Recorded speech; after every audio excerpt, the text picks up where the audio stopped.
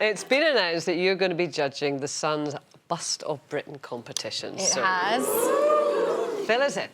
Well, the Sun approached me about a competition that I think they've run for the last 3 years, and it's basically to find Britain's best cleavage. Now, my initial reaction was, why would I do that? I don't want to do that. I don't need to do that.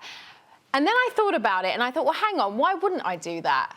Like, what's wrong with celebrating women's bodies, celebrating women feeling sexy? Like, why wouldn't I want to encourage women to do that? And then I kind of went back to my career and what I'm known for, like being a lingerie model, a swimwear model, how that's opened so many doors for me, how I felt kind of empowered and how that's kind of, you know, kick-started a whole career for me.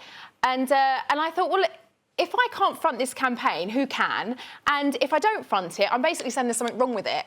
And I think this year I've been very vocal about supporting grid girls, the walk-on girls with the darts and stuff, and how, you know, those jobs are fine and it's up to women to, you know, make choices for themselves. You know, they're not being discriminated against, they're not being overly sexualised. If they want to do it and they feel confident that they should be allowed to do it.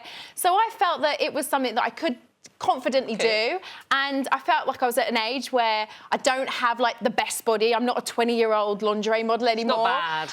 And I have insecurities, and you know, I don't turn up on a shoot and just, you know, whip my clothes off and feel amazing. Like, I'm kind of, you know, a bit kind of insecure, like anyone else would be.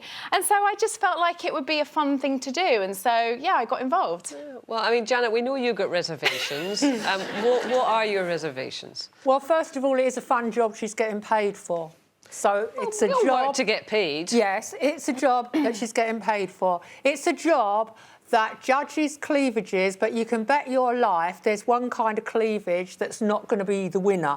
Because when I look at today's Sun and they're called love pillows, the whole thing is sexualised and it's about big busts and big cleavages. It's not equal. There'll be all sorts of women over Britain who just think, the Sun, back to the Stone Ages. They only want women in the paper with big assets, and women who think that those assets are the sum total of their brain. Every competition like that. But isn't every, you know, publication like that as well? I mean, there'll be spaces in Vogue magazine and they only want a certain type of woman and a certain type of figure. Yes, but don't tell me it's empowering. It's only empowering women who've got the requisite assets in the first place, i.e. women with anything. If you were slim and standing there straight. Today, of all days, Stacey, is the day of the gender pay gap being having all the companies in Britain with more than 250 employees, which we talked about yesterday, have to tell the government the difference between women's pay and men's pay.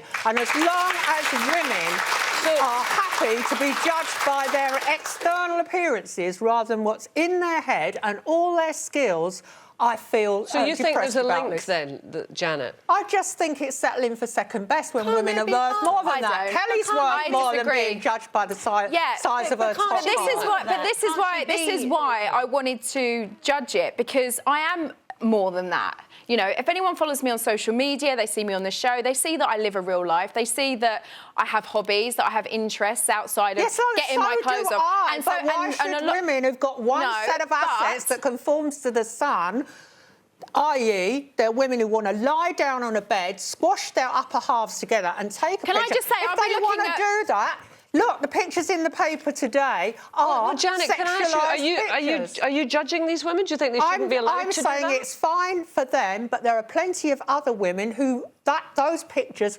lessen their body confidence. And when we did the body confidence campaign on this show, women of all shapes and sizes all stood in a line and weren't retouched, and the message we had was simple: to every woman who watches this show in the country, be happy and content with what you've got. But all these women are real women. Can I just say, they're not all young women.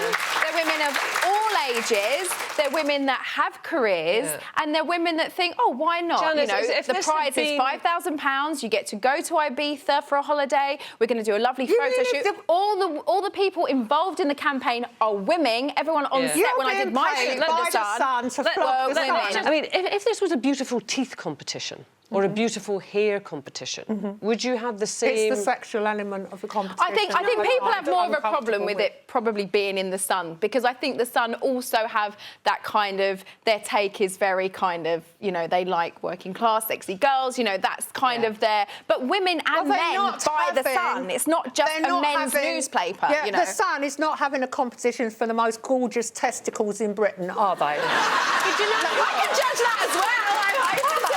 I mean, ladies, are they? My taste rest.